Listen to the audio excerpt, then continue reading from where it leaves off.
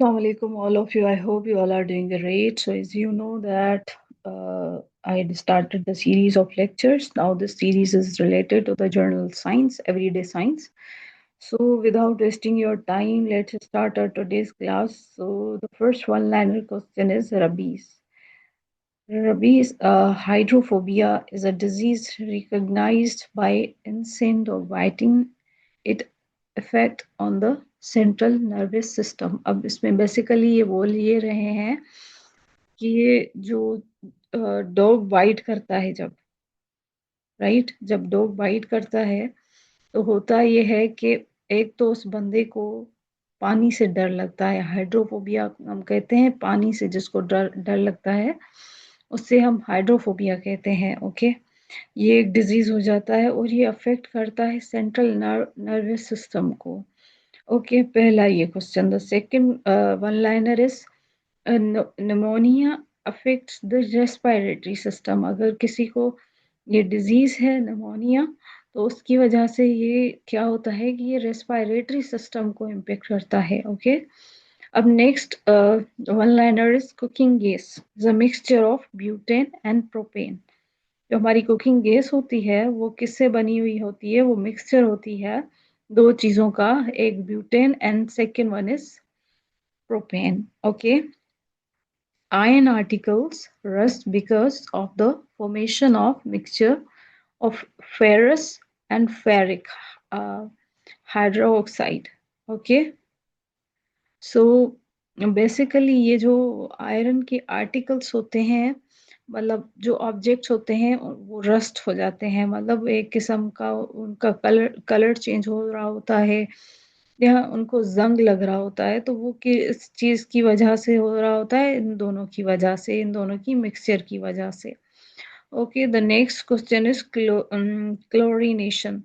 Chlorination is a process of adding element chlorine to water, is a method of water purification to make it fit for human consumption. अब होता यह है कि chlorine एक element है जो हम लोग बेसिकली पानी में डाल रहे होते हैं।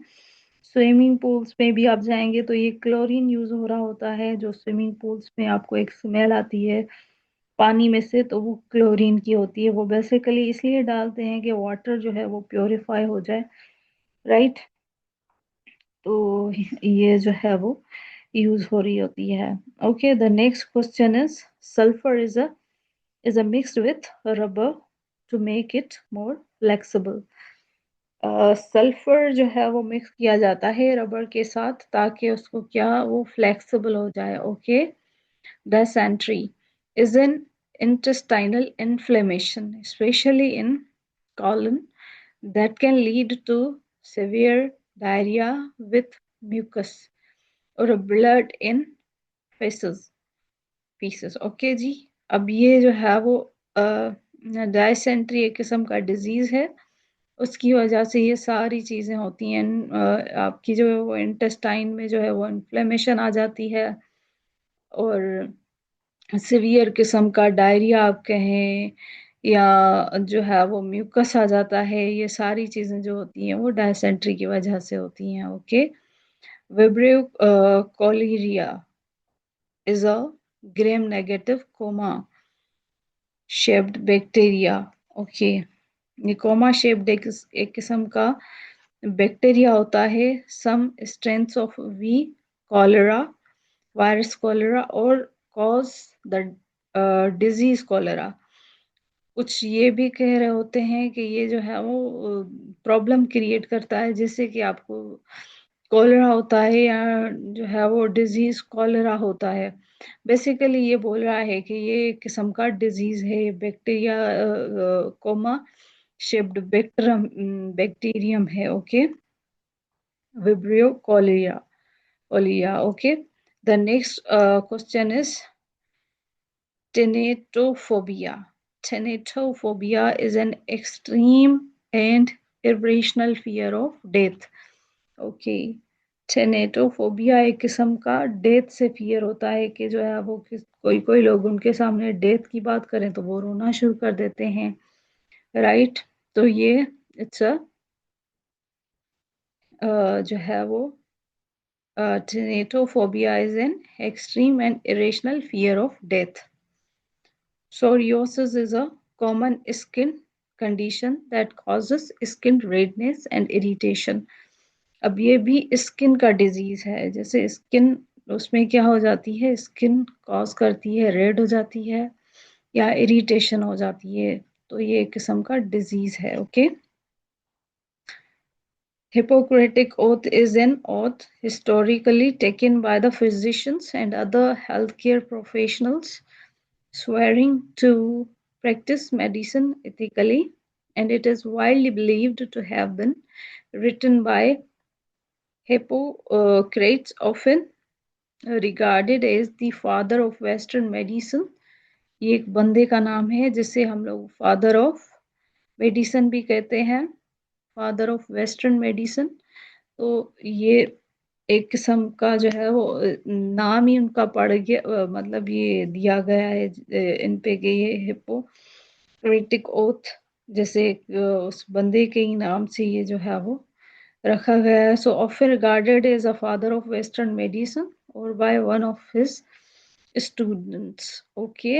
या तो वो खुद थे, उनको रिगार्ड किया जाता है, या तो उनके स्टूडेंट को. राइट. माइक्रोफोन की अगर हम लोग बात करें तो is used to convert sound waves into electrical energy. Okay. Microphone के साथ क्या होता है, माइक्रोफोन जो है वो यूज होता है जो बेसिकली कन्वर्ट कर रहा होता है साउंड वेव्स को इसमें इलेक्ट्रिकल एनर्जी में, माइक्रोफोन. ओके. नेक्स्ट क्वेश्चन की बात करें तो पेंसिलिन की बात हो रही है. Is a widely use as an antibiotic. अब ये एंटीबायोटिक के तौर पे यूज होती है penicillin. Okay. The air we inhale is the mixture of gases. अब इसमें बोल रहे हैं कि which of the following gases is in the mixture is highest in the percentage. Air जो होती है वो हम लोग इनहेल कर रहे होते हैं, वो मिक्सचर होता है, काइंड ऑफ मिक्सचर जिसमें बहुत दूसरी भी कार्बन डाइऑक्साइड हो गया, ऑक्सीजन वगैरह ये आ जाती हैं. पर इसमें पूछ रहा है कि हाईएस्ट अमाउंट जो है वो कौन सी गैस का है, कौन से मिक्सचर का है, तो वो है nitrogen. Average thickness of the earth crust is 32 kilometre. अब ये क्रस्ट की बात हो रही है, एवरेज क्रस्ट थिकनेस. पहले कोर होता है, फिर मॉन्टल होता है, फिर क्रस्ट होता है. राइट. सो ये क्रस्ट की बात हो रही है, तो it is 32 kilometres. Next question is substances. The substances human body produces to fight against the disease germs are called antibodies. जैसे कोविड-19 आया था तो वैक्सीनेशन होती थी, वैक्सीनेशन से क्या होता था कि एंटीबॉडीज जनरेट होती थी विच विल हेल्प कि अगर कोई ऐसा वायरस आए, जैसे कोविड-19 की वैक्सीन थी तो उसमें भी ऐसे एंटीजेंस जो है वो ये जाके मतलब एक्टिव हो जाते हैं, ये एंटीबॉडीज जो है वो एक्टिव हो जाती हैं, जो डिफेंस का काम कर रही होती हैं. राइट. तो बेसिकली इसमें वही बात हो रही है कि substances human body produces to fight against disease germs are called antibodies. Okay. अब नेक्स्ट क्वेश्चन की बात करें, the distance of place south और north of equator is called latitude. जो डिस्टेंस आ जाता है साउथ और नॉर्थ में उससे हम लेटीट्यूड कहते हैं. Arboriculture is a science of cultivation management and the study of individual trees, shrubs, vines and other perennial woody plants. Okay. So उससे हम क्या कहते हैं, अबोरिकल्चर कहते हैं. ये किस्म का is a science of cultivation management and the study of individual trees, shrubs, vines and perennial woody plants. ये इन सारों की स्टडी है, इसे हम कहते हैं arboriculture. The next is vitamin E is present in eggs. अगर आप विटामिन ई खाएंगे, लेंगे, तो वो प्रेजेंट होती है एग्स में भी. Y2K is the computer problem. Okay, so I think it's enough for today. So if you are new in my channel, don't forget to hit the like button and subscribe my channel. Thank you. Allah Hafiz. Take care.